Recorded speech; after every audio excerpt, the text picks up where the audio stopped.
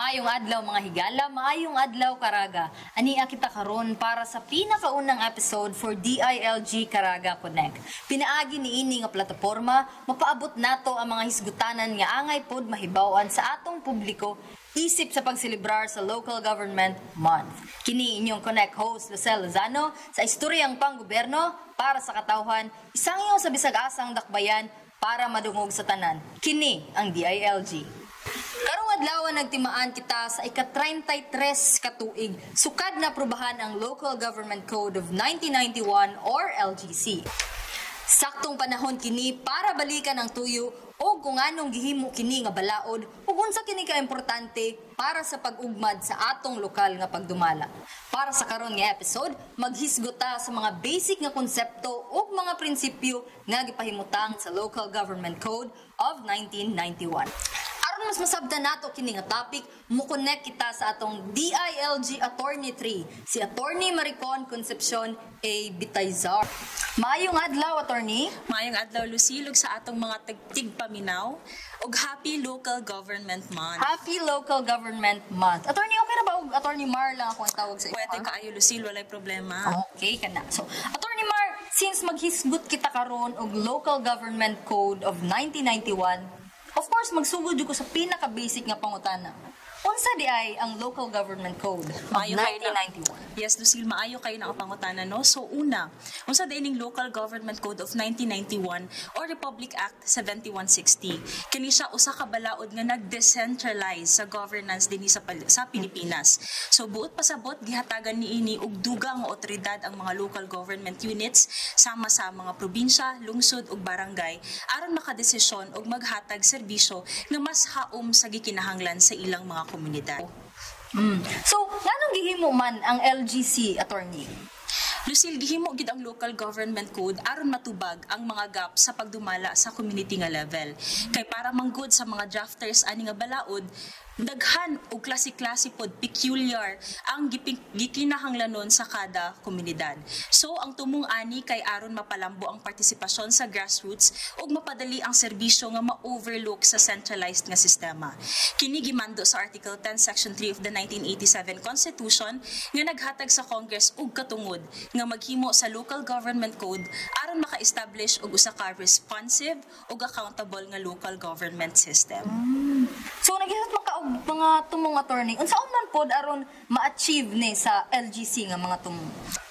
Gihatagan og gahom ang local government units pinaagi sa mando sa Section 2, Article 10 of the 1987 Constitution nga nag-ingon nga ang local government units shall enjoy local autonomy pinaagi sa decentralized nga administration. Ang mga local government units makamanage sa ilang mga resources ug maka-address direkta sa panginahanglan sa ilang mga komunidad.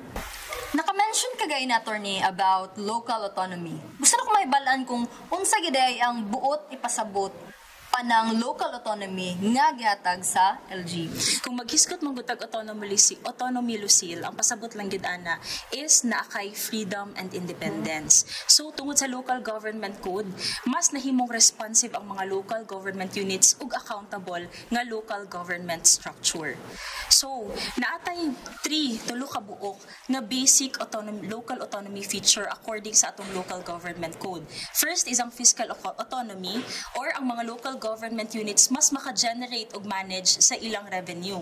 So for example, ang example aning fiscal autonomy, Lucille, no, ang mga businessman gipaninglan sila sa ato ang mga panggobyerno ug ilahang business taxes sa kinahanglan nila bayaran.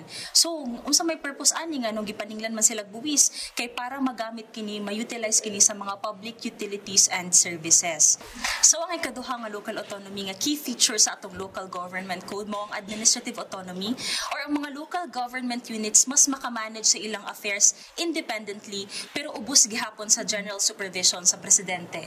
Di ba nga ako ang pag-define sa local autonomy nga ang mga local government units makalihok independently and freely pero dili pasabot nga kini walay limitasyon tungod kay sila naagihapon sa general supervision sa ato ang presidente. O ang ikatulo, mao ang political autonomy or ang mga local government units makadecide og involve ang ilahang mga constituents sa decision making. So kani siya Lucille, para ang atong mga local government units maka-exercise og self-governance and decision making.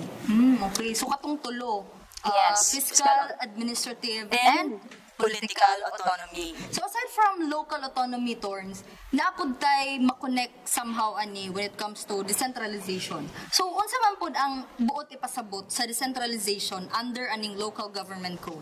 Ang pinakasimple nga translation aning decentralization no kay delegation. Pero sa layman's term sa Binisaya pa, ang nasyonal nga panggamhanan iyahang gipasa ang iyahang otoridad ug power sa lokal nga panggamhanan. Oo, gipasa, gidelegate. So, masa may pasabot ani nga mao kini nga ang decentralization nagpasabot sa pag-shift sa administrative control gikan sa national government ngadto sa local government units aron maka-operate ang LGUs independently sa pag-manage sa ilang local nga concerns samtang ang presidente o Congress magpadayon gihapon sa ilang general supervision. Since na-delegate naman from the national government down to our LGUs ang ilahang power authority, unsa naman pud dahay role sa ato ang presidente aning decentralization? Okay, so nahisgutan di ba nato nga bahala pa man nga na ay local autonomy ang mga local government units as per our local government code. Pero kini siya nga autonomy or freedom dili pasabot nga wala kini limitasyon. Because ang atuang mga local government units is subject sa general supervision sa presidente. Kay nganuman kay para to make sure nga compliant sila and in accordance sa balaod. Pasabot nga ang ilahang mga tagsa-tagsa ka mga polisiya, programa is legal ug in accordance with the law. So, aside from our president attorney, maka-exercise pud ba o control ang ato ang Congress sa ato ang mga LGU since decentralized naman? Yes, Lucille, kaayong. Ang Congress, aduna gihapoy gahom nga magpasa og mga balaod nga mag-regulate sa mga local government units aron masiguro nga ang local autonomy naa gihapon sa sakto nga linya sa atong national interest. Again, akong usbon nga tungod man kay gihatagan og local autonomy ang mga local government units, dili kini pasabot nga wala kini limitasyon. Kay naagihapon ni sa general supervision sa atong presidente ug mabutan gihapon sila sa Congress para to make sure na compliant kini, legal ug in accordance gihapon sa atong national interest.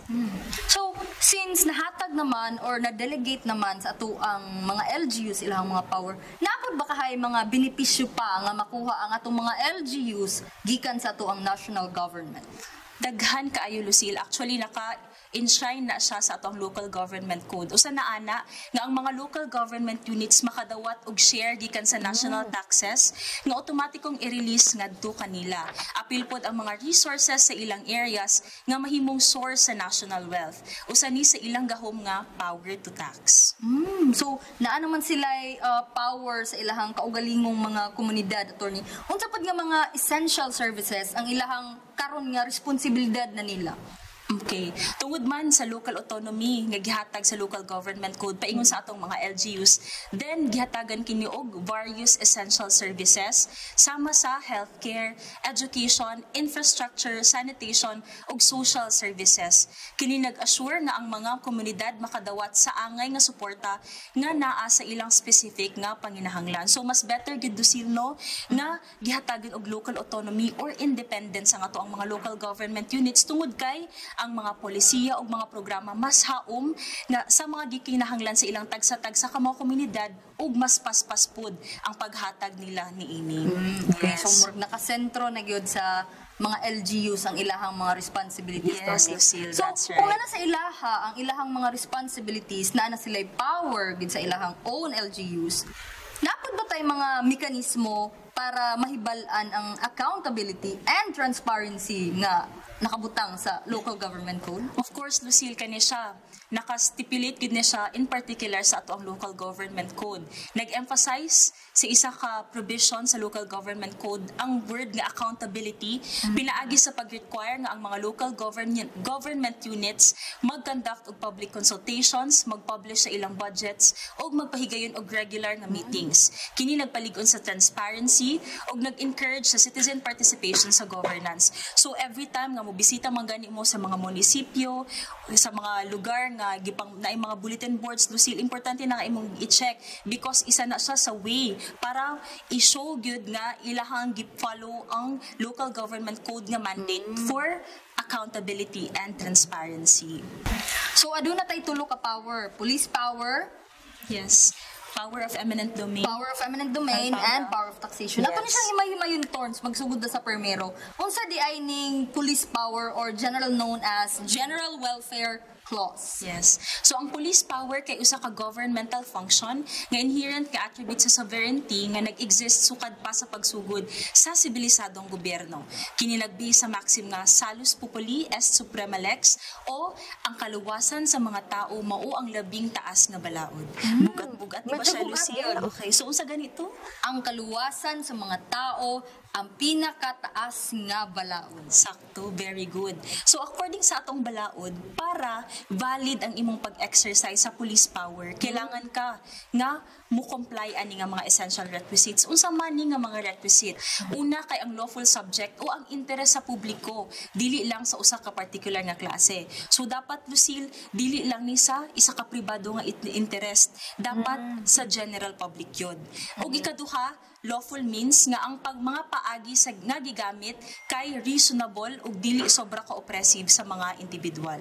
So kadumdum ka adto, Lucille, sure gid ko kadumdum ka nga during COVID di ba nagpa-implement ang ato ang gobyerno og lockdowns. Yes. Example na siya sa pag-exercise og police power. Kay para maprotektahan, para ma-contain ang virus, COVID virus. So mao to siya. So, sa ikaduha pod Torns, after police power na atay gitawag na Power of eminent domain. Yes. Unsa man pod ni siya Torns? Ang power of eminent domain o power to expropriate kay gahom ni siya sa estado nga kuhaon ang pribadong yuta para sa public use alang sa public welfare. So atong i-highlight ning tulo ka mga words, no? First is pribadong yuta para sa public use ug alang sa public welfare. Unsa may buot pasabot ani nga pwede ra ka mukuha og pribadong yuta, ang gobyerno pwede ra mukuha sa pribadong yuta provided nga kini siya para sa mga publiko ug para sa public welfare. So naapay isa ka requisite ang balaod, ana, Lucille. Dili lang ka basta-basta nga makakuha sa mga pribado nga yuta tungod kay anang atong local government code inubanan sa atong 1987 constitution nga pag mukuha man gani kag pribado nga kayutaan kailangan ka mobayad og just compensation. Yes. So, kung unsa ang makuha, mao po dapat ang mabayad. Ikaw, Lucille, na ba kay kayutaan? Unta na Torns na kay kung kuhaon man gani na sa apang gobyerno, sa atong gobyerno ang imuhang yuta, then kinahanglan ka ana niya bayaran. Yes, depende ra pud na kung pila man gani ang portion sa nakuha, naanay computation for that. So mao ginang naay just compensation. Yes, kay just good siya. Okay. So ang ikatulo Torns is ang power of taxation. Yes. Unsa man pud ni siya? Kay murag bugat pud ni siya nga kay pangalan pa lang daan power of taxation. Bugat gyud siya kay mobayad man ang katawhan. So, ang power of taxation, Lucille, mao ang gahom sa mga local government units nga mag-generate og mga kwarta pinaagi sa taxes para magamit ang resources. Kay nga naman, Lucille, kanipod nga mga taxes kay para ma-convert pud ni siya, mao ni siya ang panggamit para sa pag-implementar sa mga programa o polisiya sa mga local government units nato. For example, kita nga mga landowners magbayad man gid yearly og real property taxes. So kani pod siya nga mga buwis gamiton pod ni sa atong mga panggobyerno, sa ato ang gobyerno kay para for example maghimo og building, magpa-implementar sila og mga programa o polisiya. So mo na siya ang role sa ato ang power of taxation. So naatoy tulo police power, Power of eminent domain, and the power of taxation, which is bugat kay nga mga sigutanan Torns. No? Yes, Lucille. But before I end this Torns, gusto lang yun na ako i-highlight ni. Dili na ako humanon nga episode without me asking you this. For the last question Torns, unsa di ay ka-importante ang Local Government Code of 1991 para sa local governance. Ang Local Government Code nag-ensure nga ang mga local governments gihatagan og gahom para makadesisyon nga direkta nga makabenepisyo sa ilang mga komunidad. Kini nag-promote og accountability, responsiveness ug active nga citizen participation nga mao'y nagpatibay sa sustainable local development. Again, usa to atong keywords: accountability, responsiveness ug active citizen participation. Very good. Mo jud na Kita ikalusil. yes, of course, Torn. So mo jud na ang meat sa ato ang local government. Yes. Thank you so much, attorney, for sharing your knowledge ani nga episode, no? Daghan kay kog nakuha, and I'm sure nga daghan nakuha ang atong mga tagsubaybay. Yes, dapat no? lang, guys. Yes. Ang Local Government Code of 1991 nagpadayon nga usa ka foundational nga balaod aron masiguro nga empowered, responsive ug accountable ang mga local government sa ilahang komunidad. Kini usa ka testamento sa kaimportante sa decentralized governance para sa pagpalambo sa sustainable local development ug aktibong partisipasyon sa mga katawhan. Og diha natapos ang atong unang hugna para sa DILG Caraga Connect. Giawag namo ang tanan sa pagsubaybay sa mga sumusunod nga hugna nga ipagpahigayon sa atong DILG Caraga. Kung aduna kamoy buot hisgutan nga topic, please don't hesitate to message our official DILG Caraga Facebook page and our official website. And we will also appreciate if you like, follow, and share this episode. Kini usab inyong Connect host Lucel Lozano sa istoryang panggoberno para sa katawhan, isang iyong sa bisag-asang dakbayan para madungog sa tanan. Kini ang DILG Caraga Connect.